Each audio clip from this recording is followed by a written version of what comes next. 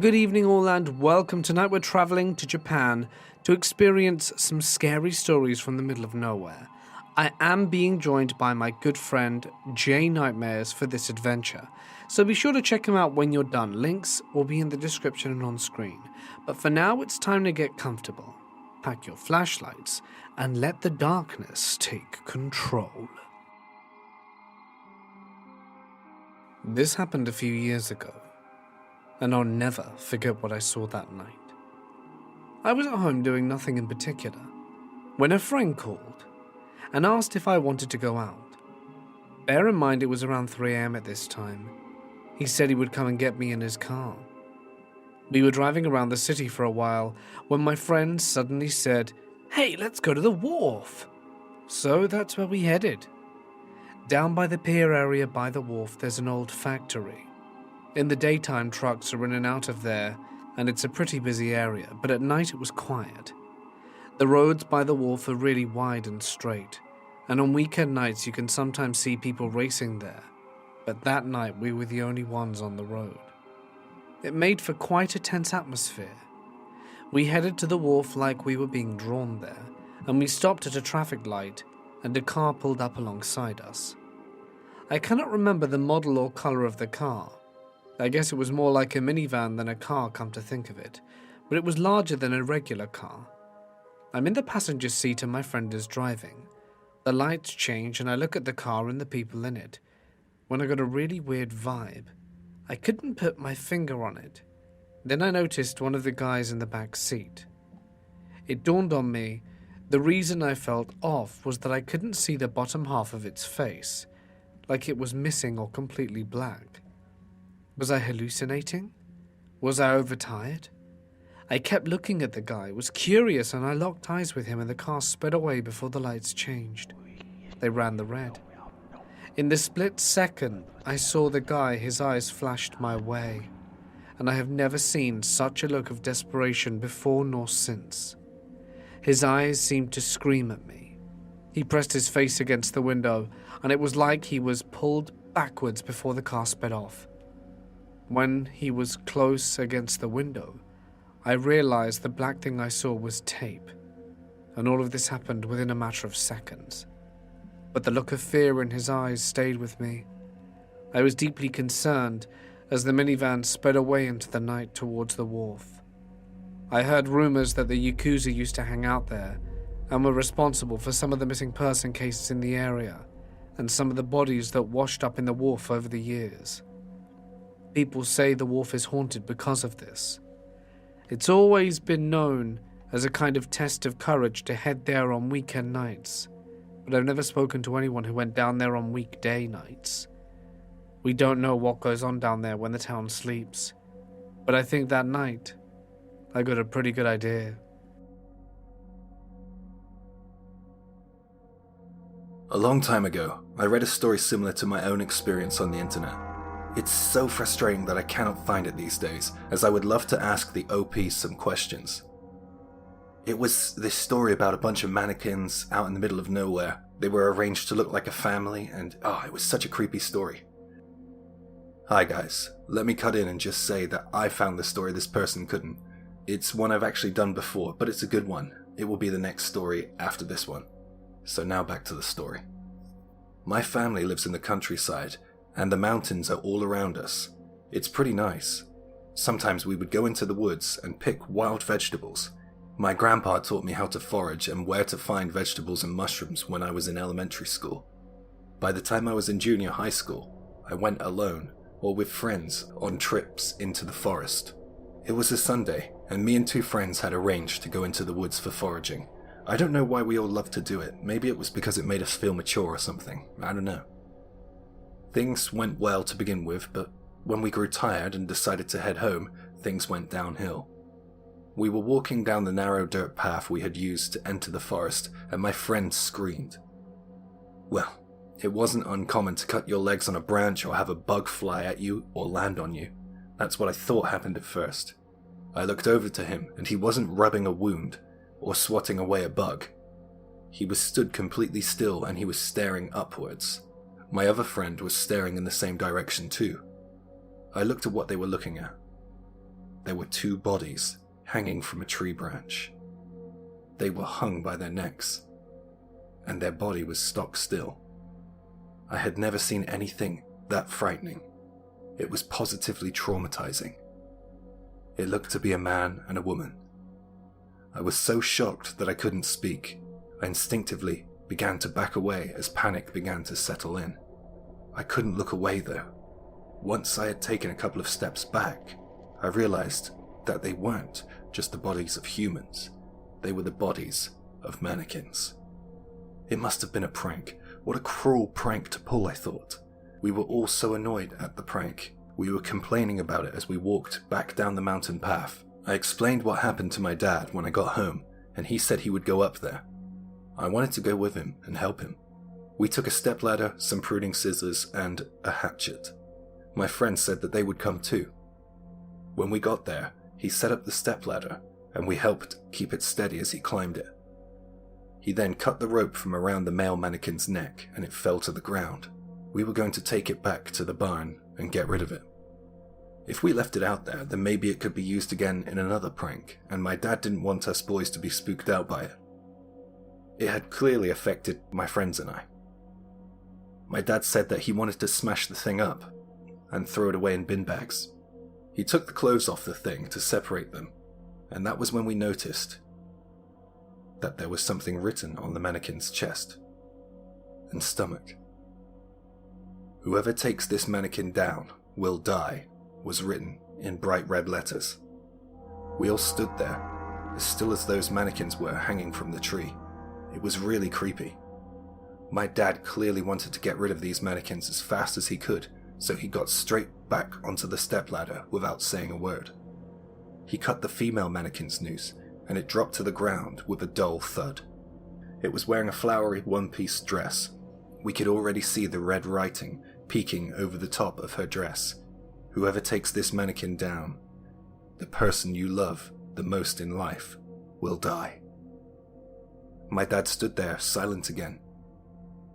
We didn't know what to do, but then my dad spoke and his words cut through the strange atmosphere those hanging mannequins had created. "Here, boys, go get yourself a drink from the store." And with that, he handed us some money. He didn't usually do things like this. He was a bit tight with his cash. That's how I knew he was worried. He took the mannequins to the barn and smashed them up with an axe and disposed of them. My dad and my friends don't really like to talk about what happened that day. It's become a taboo subject. The most painful memory from that day is the constant reminder of what was written on the female mannequin's stomach. "The person you love the most in life will die."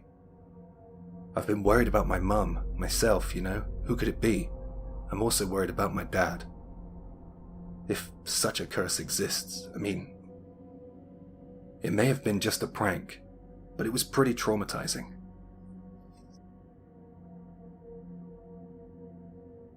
This happened a few years ago. Every summer, a few of my old school best friends and I get together and go on a little trip together. The year this occurred, we had decided to rent a cottage in the woods. It was going to be great. We were going to have a barbecue, a campfire, the works. It was the usual crew, me and 2 other friends. We're all female, by the way. My friend drove and it took us hours to get there, and it was already evening by the time we arrived at the cottage and we were all hungry. We had prepared for this, though. We brought all our barbecue gear and were ready to feast. We had a great night, chatting and reminiscing by the log fire and of course eating way too much. Even though it was summer, the sun had already set by 8 degrees, so that was our call to head back to the cottage. It was a real shame, though. I suddenly had the urge to go to a hot spring. I know it sounds a little odd, but it's called an onsen in Japan, and we love going to them in the summer. I mentioned it to the others, and everyone was on the same page. We got fired up since we were all tired and full. The cottage didn't have a hot spring, so we hit a dead end. Not wanting to slow down or waste the trip, I got my phone out and started Googling to see if there were any nearby, and we were in luck. There was one just a short drive away. We quickly packed some clothes and jumped back into the car. Since we weren't familiar with the area, we were completely dependent on the car navigational system. The narrow roads were so dark since the forest was all around us. I didn't want to get lost out there, and I was starting to lose faith in my idea. But then we turned onto a highway road. The mood lifted in the car, and we were back to chatting and laughing. Then the sat-nav interrupted us. It was just one word. I noticed, because usually the sat-nav system said, "After 100 meters, turn right." This time it just said, "Right." Another odd thing was that it asked us to turn while we were at a curve in the road.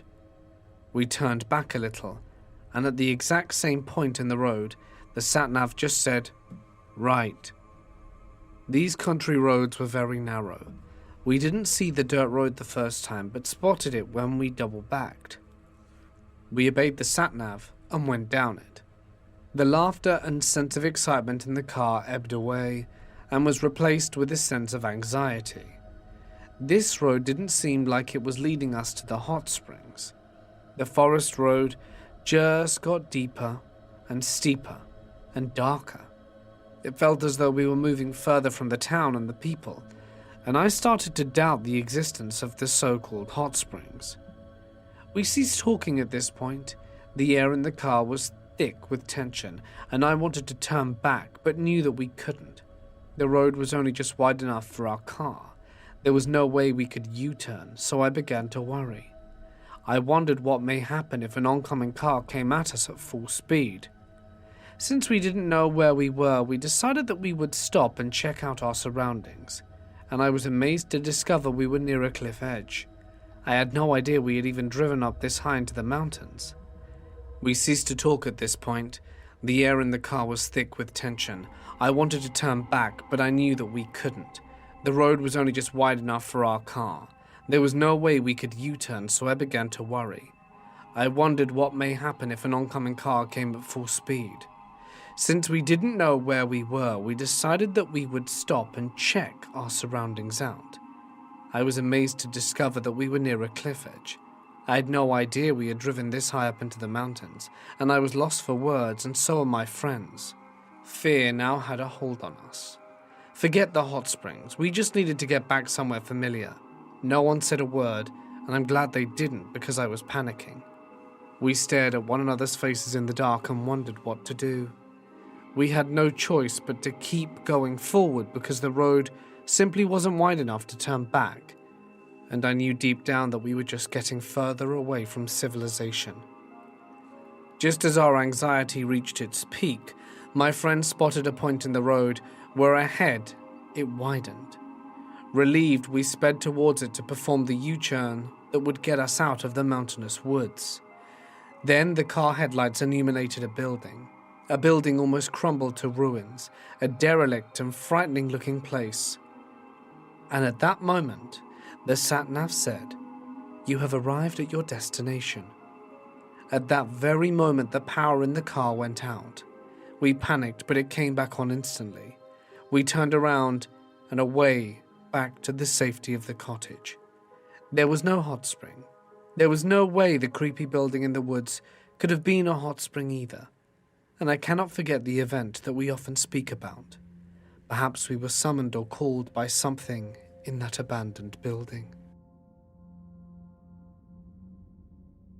When I was young, it took about half an hour by bike to get to school. There was a bus, but the bus cost money. I didn't want to ask my parents for bus money all the time. Money was kind of a taboo subject back then in our family, so I was happy to go to school by bicycle. The route to school was simple enough. There was a river flowing halfway through the route, from east to west. There were two routes you could choose. The first route goes alongside the river on the north side, but there is a national highway, so there's a lot of traffic, even at night. It's a little dangerous. The other route was the opposite side of the highway. This way was a lot more peaceful. There were only a few houses out there. You also had nicer scenic views. You could see the mountains, countryside fields, and of course, the dense forest. If you take this route at night, it's really unlikely that you'll pass by a car, a bike, or a person walking the streets. There were rumors about this route though. Some people said that ghosts appeared on that route. There were literally no streetlights. and because of this, most of the students at my school avoided that route on the way home. Not me though. I had ridden through the forest on that side with my dad since I was a kid.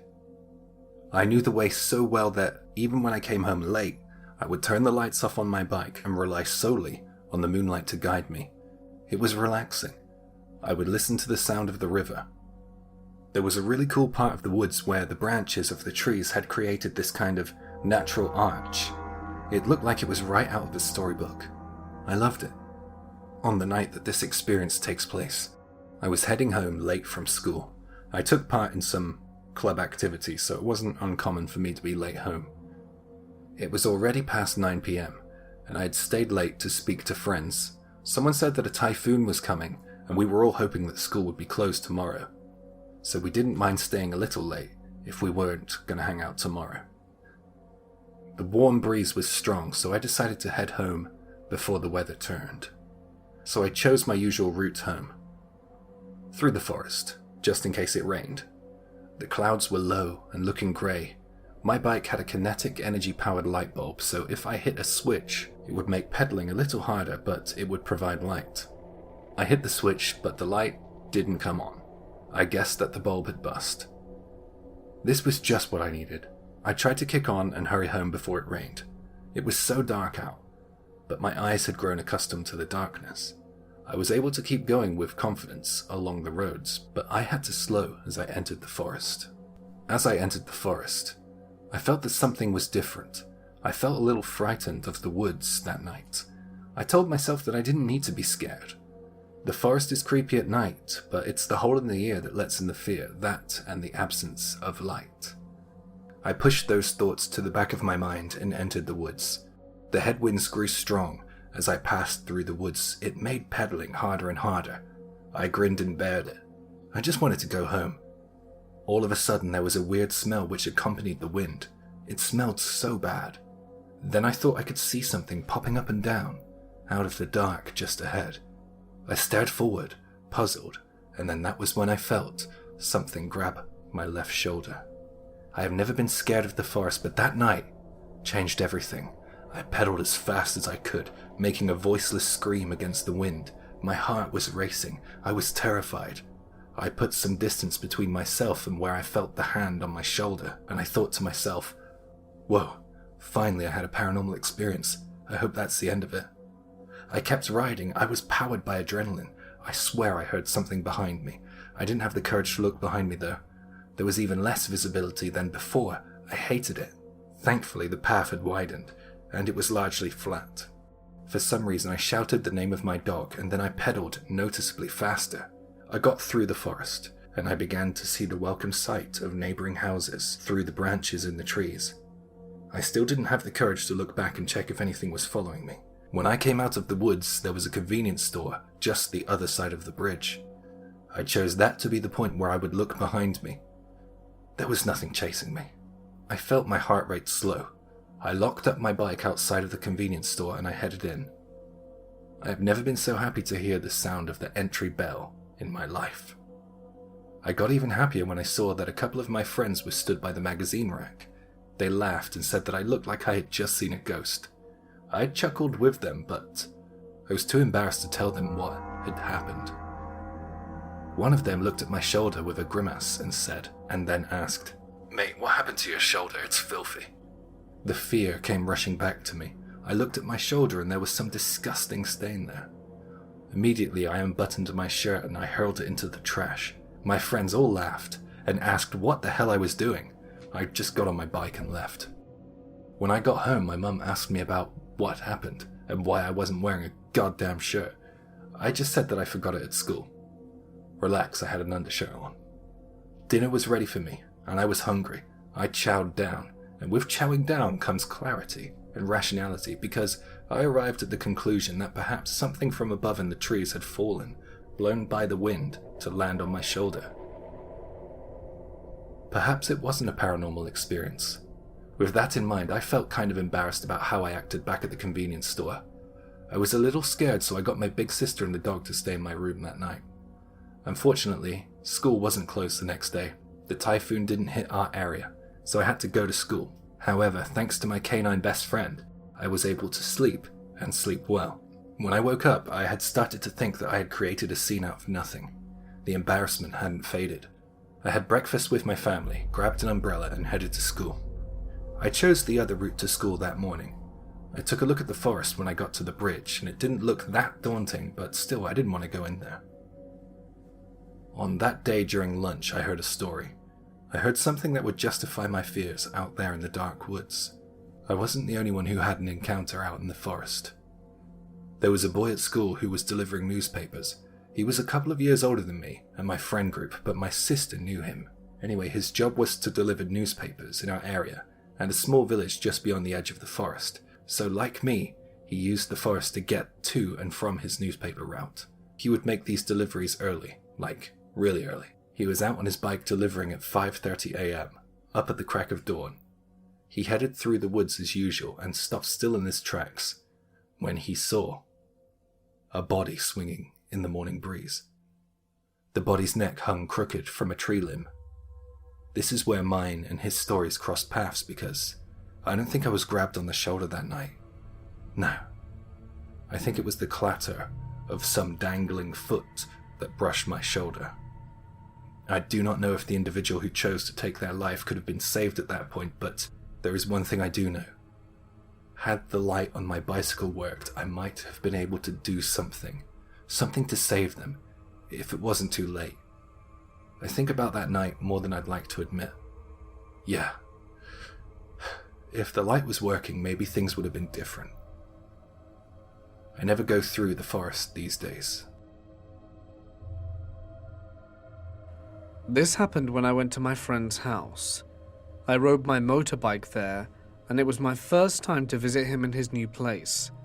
He now lived in the countryside, and it was pretty far away, which meant that people and landmarks were few and far between. But I was able to find his house without getting lost. The roads were pretty much straight.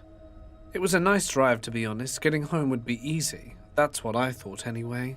Visibility would be pretty bad due to the forest on either side of the road.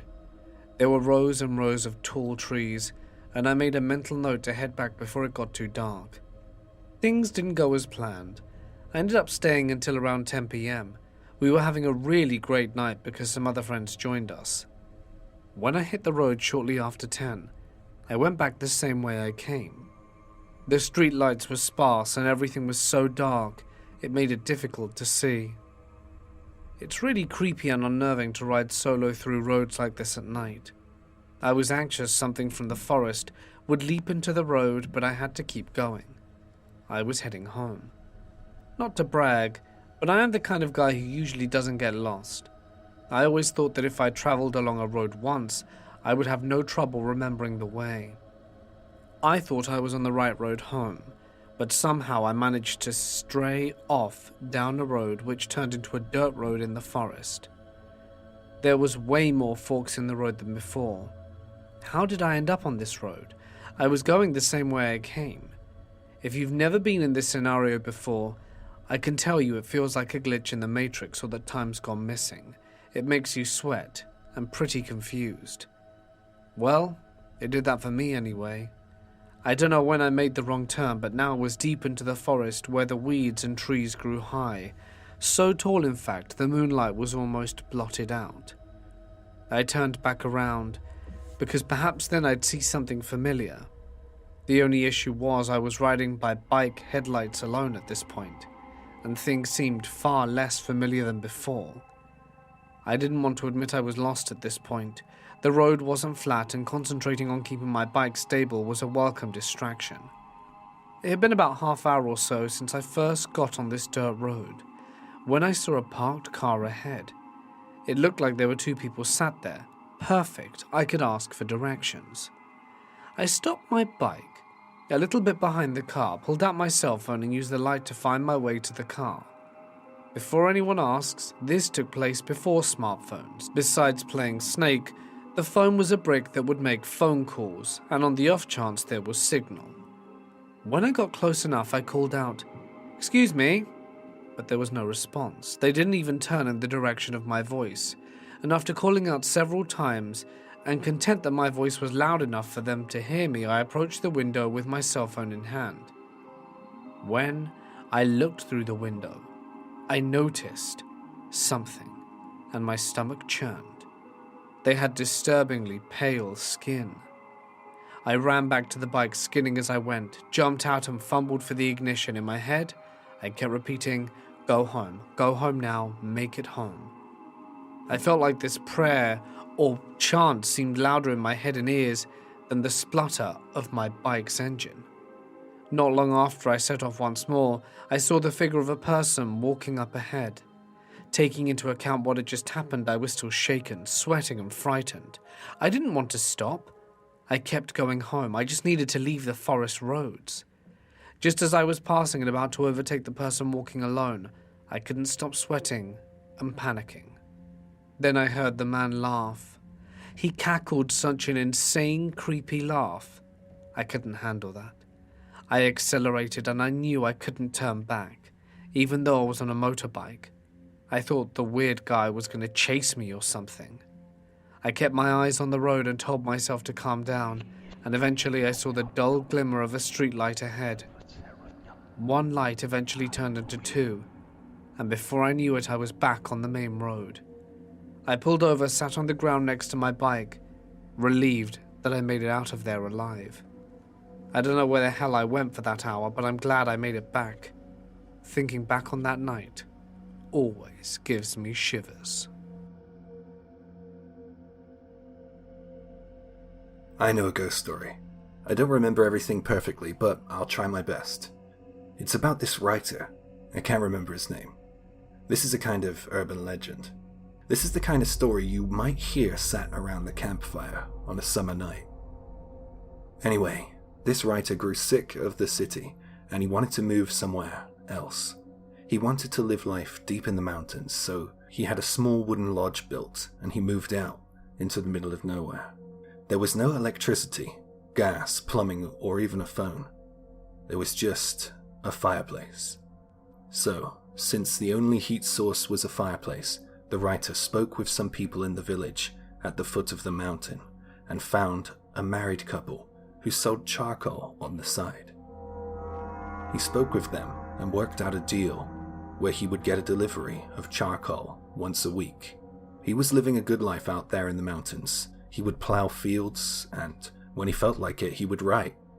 One peaceful night, he was awoken from his sleep by a strange noise. It was a kind of scratching sound. What the hell was that? With bleary eyes, he went in search of the sound.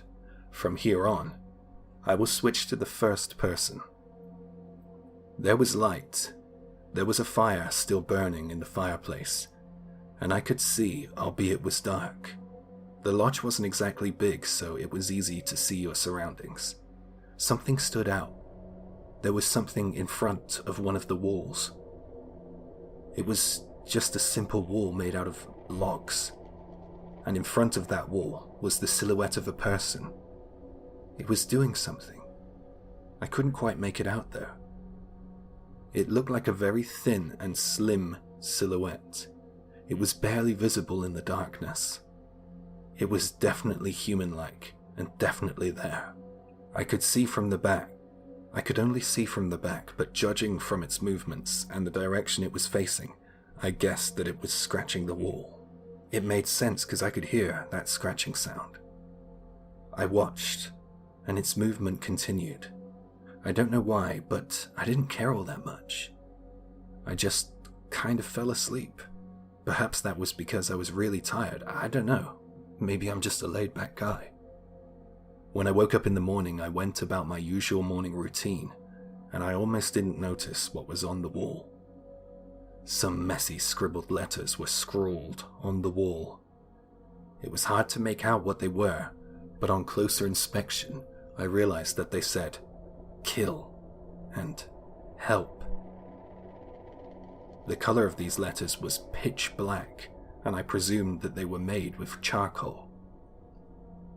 I looked at the floor, and there was powdered charcoal down there. I was really interested in this, and I wondered if the same phenomenon would happen again at night.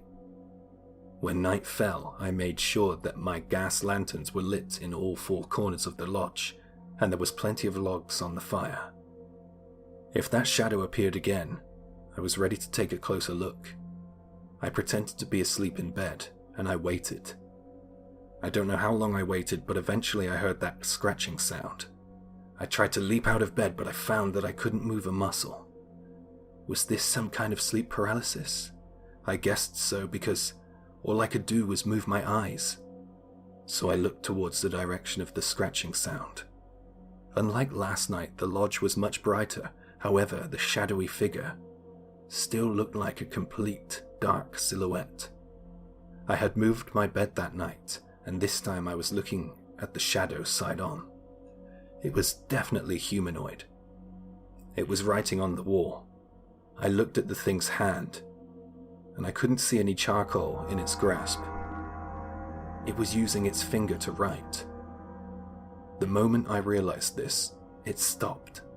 It was like I had paused a scene in a movie. It didn't move a muscle. Then, its head slowly turned to face me.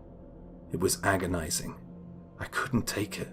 I felt as if I was losing my mind. I couldn't turn away, and I couldn't close my eyes. I was about to see its face. It didn't have a face. It was like there was a black hole there. It was entirely featureless. The stench of spoiled and burnt meat attacked my nose, and that was when I realized what it was. It wasn't a shadow. It was a burnt person. I must have passed out, and when I came to in the morning, there were more letters etched into the wooden walls which surrounded me.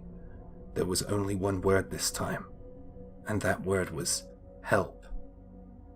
That was all I could stand in that lodge. I got dressed and I ran for the village at the bottom of the mountain. I needed to be around people. It felt like it took the longest time to get back to civilization. I went into the only bar they had there, and I ordered a drink. The barmaster asked me about the lodge, and if everything was okay, and I told him my tale, and I fully expected him to laugh at me, but he didn't. It was here that I heard an unexpected and terrifying story. The couple I had bought the charcoal from had been arrested. They had a daughter, and unbeknownst to the town, they had been punishing her physically. One day, it went too far, and the young high school student sadly passed away.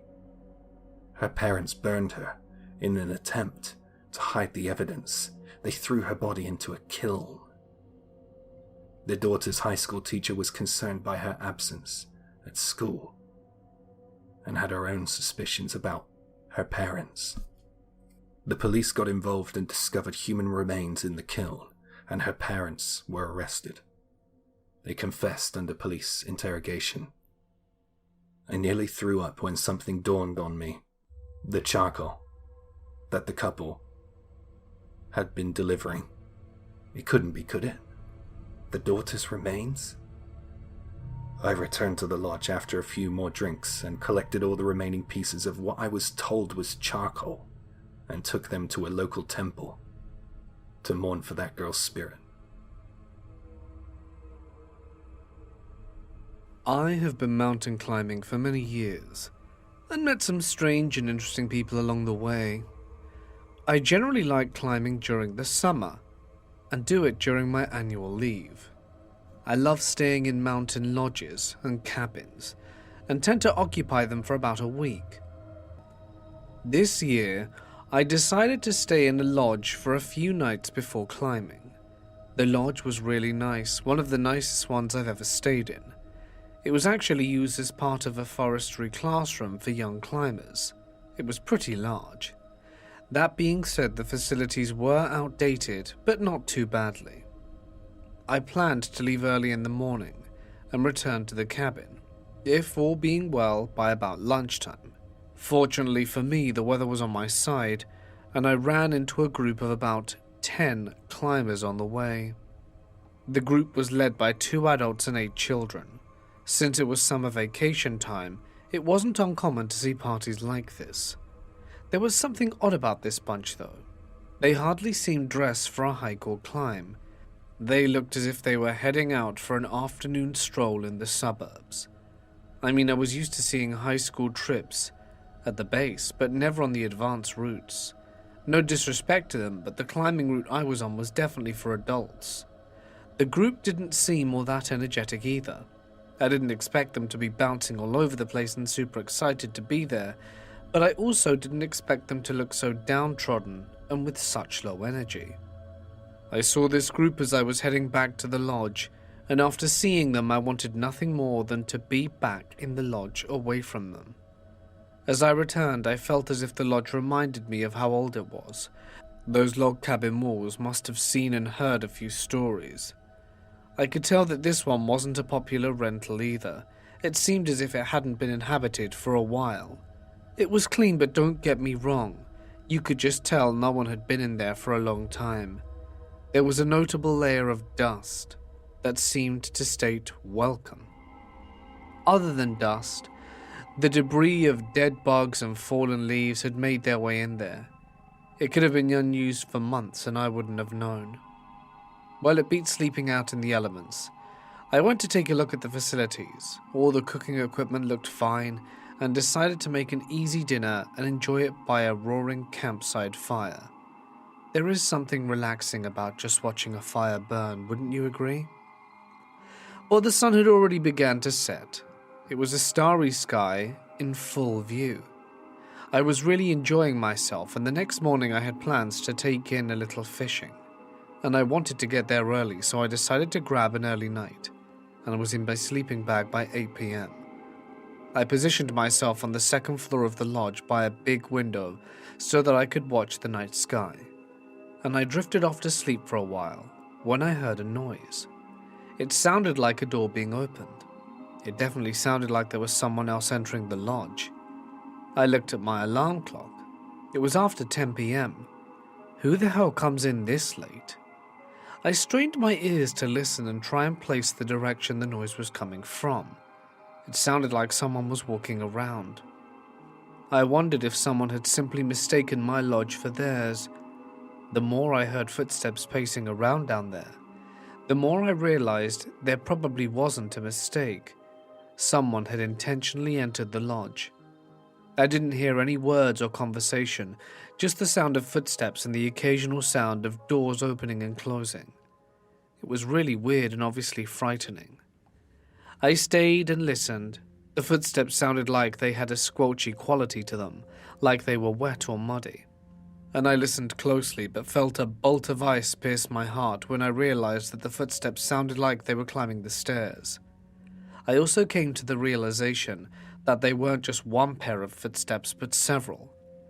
I broke into a cold sweat. I knew there shouldn't be anyone else in the area. It simply wasn't possible, but I could hear those incessant squelching footsteps. I tried to pull myself together and thought that if there was someone in there in need, a lost climber or a group perhaps, then I should call out to them and offer them the use of the cabin. That would be the only logical reason why someone would be here. The footsteps then reached the second floor. What are you looking for? Someone asleep? I couldn't hear any voices, but people were hovering around the cabin in silence. It was eerie, to say the least. The footsteps drew closer still. They sounded like they were right outside the room I was in. Fight or flight kicked in. I told myself, with what I thought in mind, to call out to the intruders and let them know of my presence. "Hey, I reserved this hut, just letting you know." The footsteps stopped at once. The cabin was silent. Then, for a few moments, the footsteps started again. They seemed to be coming from just outside the door. What the hell were they planning? I felt as if there was some kind of sinister plot in their silence. "What are you doing?" I said in a more aggressive tone. But I got no response and heard no movement. I didn't believe in ghosts or hauntings, but that night, I felt something mysterious. The weird standoff went on for about 10 minutes. I was out of my sleeping bag and on my feet, ready for anything. I had a weapon. There was still no movement out there, so I approached the door and listened, and I heard something. It sounded like very faint whispering. I couldn't really make out what they were saying. A few moments later, I heard that strange, squelching sound again. It sounded like whatever was out there was leaving the door. I heard the wet footsteps descend the stairs and they left the lodge. The door opened and closed, and I raced to the window to look out.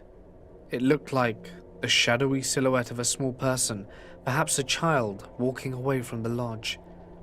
It was so dark that I couldn't say it with absolute certainty, but I think that's what it was.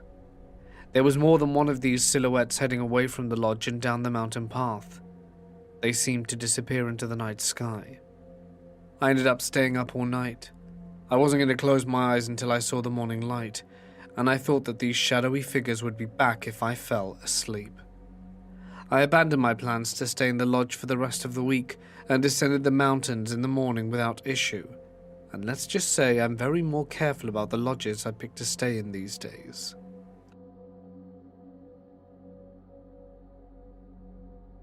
This happened when I was in university, when I was driving home from a trip. The roads were really dark as I was in the countryside. The mountains and trees were blotting out the moonlight. All of a sudden, my engine began to splutter and slow until it eventually came to a stop. I'm not the best with cars, so rather than waste any time with guesswork, I figured I'd call roadside rescue. I had that as part of my insurance. There was nothing much I could do except wait for someone to arrive. It was creepy out there. The forests are home to strange noises at night. After a little while, a bright light lit up the road and it was aimed at my car. I thought that roadside rescue were early. I couldn't believe my luck. But when the light got closer, I realized that it wasn't them. It was strange. It didn't look like the light of a normal headlights. It stopped about 50 meters in front of my car and didn't move. It was getting a bit weird now. Unlike standard headlights, which are divided into two light sources, whatever was in front of me had only the one source of light. That light was so bright it didn't seem safe at all. It seemed not to have the same purpose as a light bulb. I didn't like it. And then I saw them.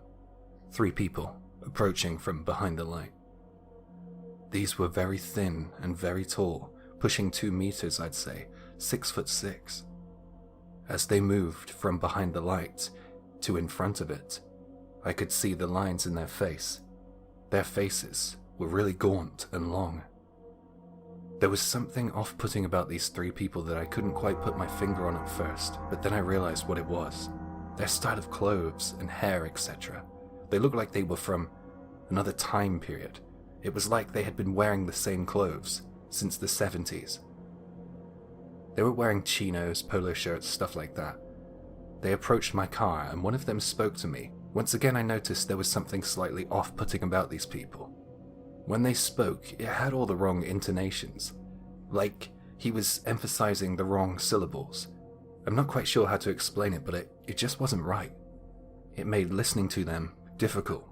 Yet I detected no accent to indicate that they were foreign. "Where did you come from?"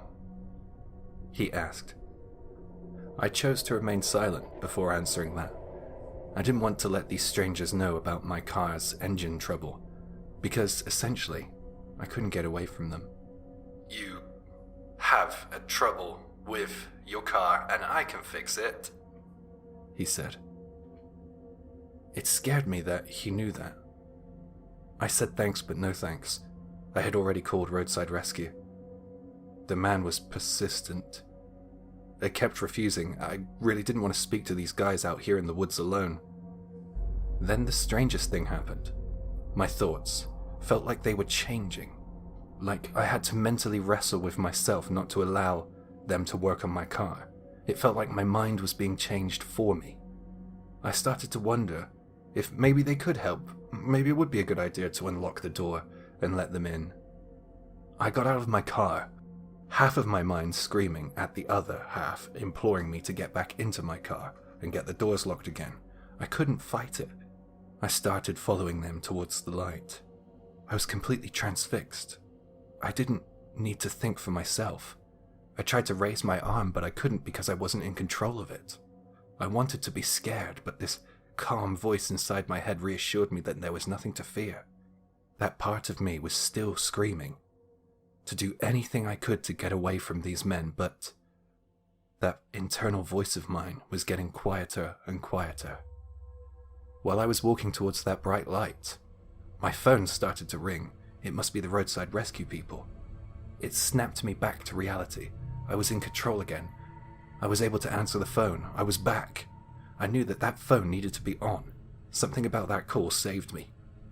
I must have explained my location in about 10 different ways to the rescue people. I really wanted to be accurate. I didn't want to be out here anymore.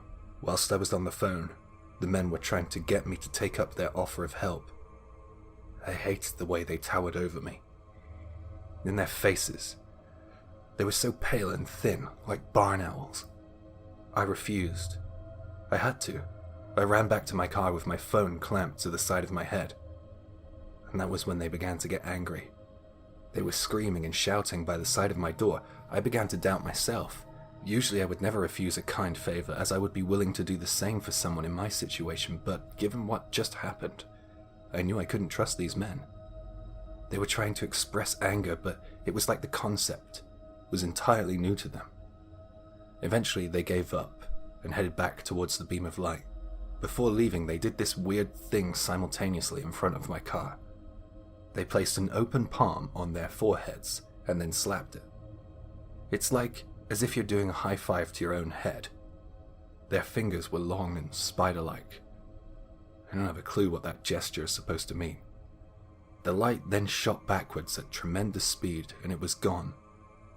Shortly after, the roadside rescue team showed up. The guy went to check the engine and couldn't find a single fault with it. He put my keys back in the ignition, turned it, and my engine started without issue. That really freaks me out because I know that my engine stopped. I hated it, but I needed to get out of the woods. I headed in the direction the light shot off in and managed to get home without any further incident. However, when I woke up the next day, I had a really strange rash all over my body. I went to see a dermatologist and he couldn't figure out the cause of the rash.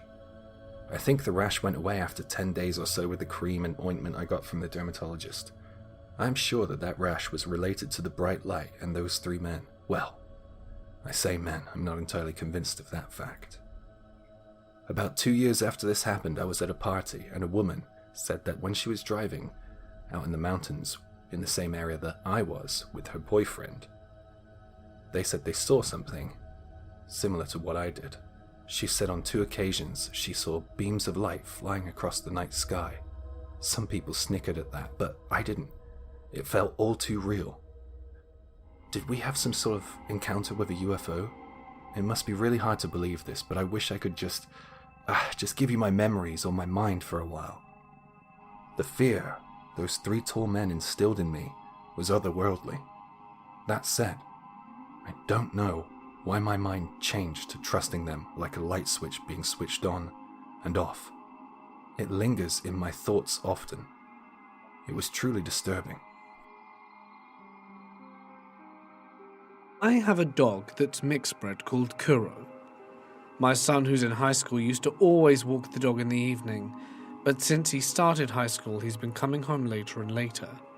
And as he's doing a lot of activities, I decided to take Kuro's walks upon myself.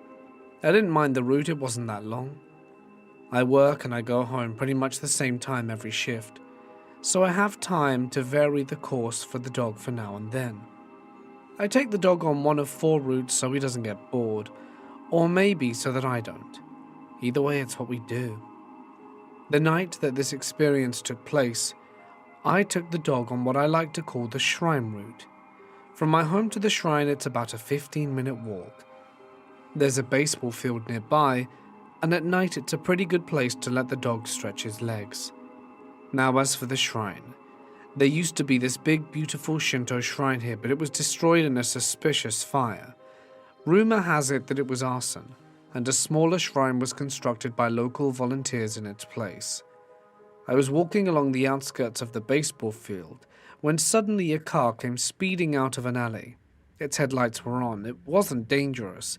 It was nowhere near me, but it made me notice something because its headlight shone on an object ahead. It was inside the baseball field. The object was a 1-liter plastic bottle. Thought it was a bit weird. It looked black, and almost like the liquid was swirling. I guess it could have been some sort of cat repellent, so I held Kuro's lead tightly. He then began growling and pulling me away, so I decided to get out of there. After that, Kuro's behavior seemed to change. He's usually a very even-tempered dog, but that night, he felt like he was constantly sniffing for something. We kept going, and got to another corner.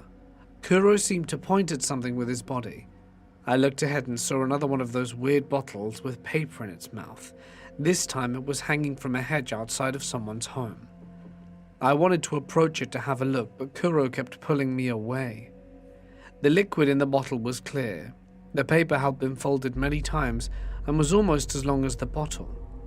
This is the part that really weirded me out. There was some sort of organic matter in there, like an internal organ. It wasn't all that big, but I could see it, slowly rotating. I really wish I hadn't. It was rather disturbing. I wondered if it was some kind of prank by kids, or some twisted individual had taken the organs of a fish or a frog and displayed them in this ritualistic manner. It was time for me to leave the area. I wanted to get to the shrine to finish off my walk, and I walked quickly, and Kuro didn't seem to mind.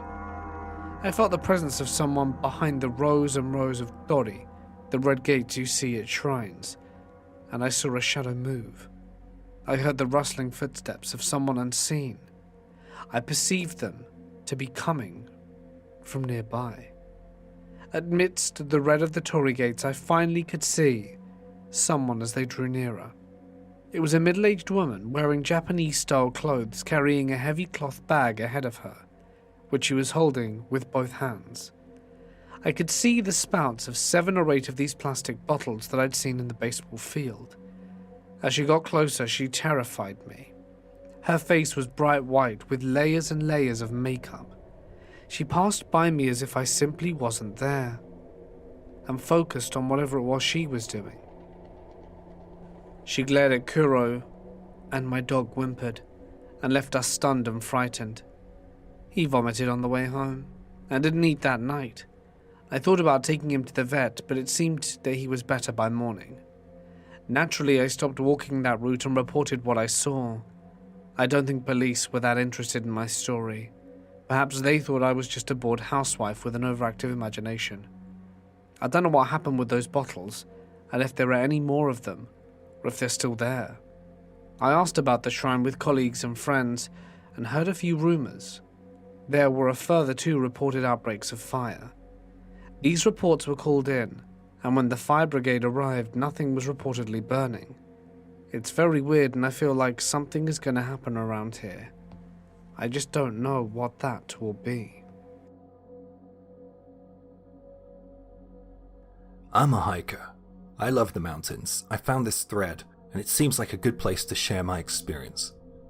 During the coldest period of the year, I climbed Mount Daisetsuzan in Hokkaido. It was freezing, one of the coldest winters I have ever experienced. Despite the winter temperature, that day the weather was gorgeous, even from the early morning, the perfect day for climbing. But it was winter, and the weather can change in the blink of an eye up in the mountains. During the afternoon, the clouds in the sky looked dark and worrisome, and in no time at all, an intense snowstorm had started up. It was a bit too late to turn back, and it would have been incredibly dangerous to do so. I knew that if I kept climbing, I would get to a cabin which was built as an emergency shelter. But I was worried that I wouldn't be able to find it due to the whiteout. I didn't even know my position on the mountain. I was prepared to camp out in a bivouac if necessary. You know, like a tent. I have a lot of experience in climbing, hiking and camping, and I came prepared that day. I was prepared, but to be honest, I wasn't looking forward to the prospect of camping in a snowstorm. Just as soon as these thoughts came to mind, the weather turned again. The snowstorm was showing signs of slowing. I could see my way again, and after a short while, I knew where I was. I didn't risk it. I headed straight to the emergency shelter. This took me about 2 hours. I was feeling very anxious and worried, but despite my anxiety, I found the cabin. It was almost entirely covered by snow. The sun was beginning to set. You know how early the sun can set in winter. I didn't want to be out there in the dark. I was so relieved to find the cabin, I have to say. When I went in, I noticed that there was 2 others in there. They were lying down, sleeping. I didn't want to wake them up, so I quietly closed the door. I laid out my sleeping bag and got in. I wanted to be warm. After warming up a little, I made a quick dinner with my provisions, and then I laid down to sleep. I woke up during the night. I don't know how long I slept for, hours, minutes. I was awakened by some mumbling sound. I guessed that it was the voices of those hikers who were in the cabin with me. I listened carefully, and it sounded like there was a man and a woman speaking. It sounded like they were talking about the trip they were planning tomorrow and the weather. I could hear some muffled laughter at points. I was thinking, why not just save this chat for the morning? Include me too. If we're going the same way, then let's help each other out. While I was thinking about all of that, I fell back into a deep sleep. I woke up the following morning. The atmosphere felt heavy. After a moment or two of being awake, about 10 men came rushing into the cabin. It scared the hell out of me. It was as cold as ice in that cabin. One of the men said to me, "Oh God, are you still alive?" I didn't know what the hell he was talking about. I had just woken up and I was confused. Then another one of the men said, "No, it's them over there." He gestured with his chin in the direction of the man and the woman I was sharing the cabin with. I asked what was going on, and I was told that the 2 with me had radioed for rescue, but unfortunately, due to the terrible snowstorm, the rescue helicopter couldn't get up to them. The only choice the rescuers had was to go by foot, and it took 2 days to reach them on the mountain. Sadly, it was too late for the couple. They passed away due to exposure at a higher point in their climb. The rescue men were unable to bring the bodies down the mountain because the weather took another turn, so a decision was made to leave their bodies in the emergency shelter cabin rather than risk a double tragedy. These men were back to transport the bodies down the mountain. I couldn't get my head around it. I couldn't grasp the situation. What about the mumbling voices I heard? What about their conversation about how they were going to get down the mountain? Hallucinations and auditory hallucinations are not uncommon in the harshest of winters, apparently. Is that what this really was? I wasn't convinced. I asked if they were a couple because the way they had been speaking to one another sounded like they were. They confirmed that they were newlywed. This climb was part of their honeymoon. Furthermore, the male was apparently known to this mountain rescue team. He was a prolific climber. I was advised to leave the mountain range before the weather took another turn. I took that advice. I made it safely down the mountain, and I had a long time to think about the experience I had. I still think about it often. When I heard that I had spent the night with 2 fresh bodies, I was at first creeped out, especially since I had heard them talk to one another. I thought about the voices I heard. They were cheerful and not frightening. Like I said, they even laughed with one another at points. That kind of warms my heart. The mountains are wonderful places. I heard them say they were planning on leaving the mountain in the morning. Hey guys, it's Mort here. Thank you so very much for listening. I appreciate each and every one of you who made it, or just watched the video, who made it to the end. Thank you so much. Your support means so much more than you could possibly imagine, and I am eternally grateful, so thank you. If you enjoyed tonight's video, don't forget you can check out more on the Mort's Bedtime Stories app. And I've got a little announcement. Finally, I am uploading tracks on Spotify, Apple Music, all the places. I currently have 1 album. It's done by albums. 21 tracks on Apple Music. So if you just tell Siri to listen to Mortis Media, I'm relatively sure I will play. So there you go. Obviously, I can't upload absolutely everything on these platforms. I'm going to upload some stuff, but if you want everything, it's going to be on here or on the app. But there is going to be a lot of stuff for you to listen to on there moving forward. It just takes a lot of time because you have to upload each track individually and put in information about each track individually, and it's just really long. So yeah, as you can imagine, uploading lots of tracks one at a time is not something I really want to do for hours and hours and hours on end. So yes, I think it's time to wrap it up though. Huge thanks as always to my members and patrons whose names can be seen on screen. You guys are seriously amazing. Thank you so much for everything. Hopefully see you in another video or soon somewhere else. Links on screen if you want more, but until then, stay awesome, and I'll hopefully see you in the next one.